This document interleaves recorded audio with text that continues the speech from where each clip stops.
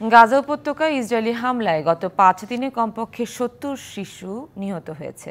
তাদের সম্পর্কে বিস্তারিত কোনো তথ্য এখনও দেয়নি স্থানীয় কর্তৃপক্ষ। তবে নিহতের বিষয়টি নিশ্চিত করা হয়েছে। যুদ্ধবিরতি আলোচনার জন্য কাতারে একটি প্রতিনিধি দল পাঠানো হয়েছে। নেতানিয়াহু কর্তৃপক্ষের বরাতে আজ এই তথ্য জানিয়েছে কাতার ভিত্তিক সংবাদ মাধ্যম আল জাজিরা। ইসরায়েলের হামলায় উত্তর গাজার জাবালিয়ায় জোরপূর্বক বাস্তুচ্যুত ফিলিস্তিনিদের একটি আশ্রয় কেন্দ্র স্কুল ধ্বংস হয়ে গেছে, যেখানে নিহত হয়েছে ৮ জন। আর গত ৫ দিনে এ এলাকায় কয়েক দফা হামলায় মারা গেছে অন্তত ৭০ জন শিশু। অন্যদিকে ইসরায়েলের প্রধানমন্ত্রী বেঞ্জামিন নেতানিয়াহু যুদ্ধবিরতি আলোচনার জন্য একটি দলকে কাতারে পাঠিয়েছেন।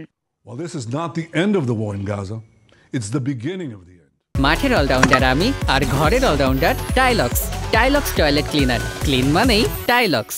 এর আগে শনিবার মার্কিন নবনির্বাচিত প্রেসিডেন্ট ডোনাল্ড ট্রাম্পের মধ্যপ্রাচ্য দূত স্টিভ উইকটফের সঙ্গে দেখা করেন নেতানিয়াহু। একই দিনে ইসরায়েলি এক কর্মকর্তা জানান, গাজায় একটি যুদ্ধবিরতি চুক্তিতে পৌঁছাতে ইসরায়েল এবং ফিলিস্তিনি গোষ্ঠী হামাসের মধ্যে পরোক্ষ আলোচনার কিছুটা অগ্রসর হয়েছে। এই চুক্তির মধ্যস্থতা করছে মিশর, কাতার ও মার্কিন যুক্তরাষ্ট্র।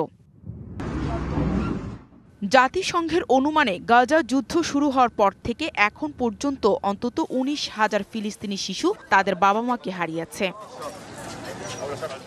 গাজায় ইসরায়েলের গণহত্যায় ২০২৩ সালের ৭ অক্টোবর থেকে এখন পর্যন্ত কমপক্ষে ৪৬,০০০-এর বেশি ফিলিস্তিনি নিহত এবং ১ লাখের বেশি আহত হয়েছে।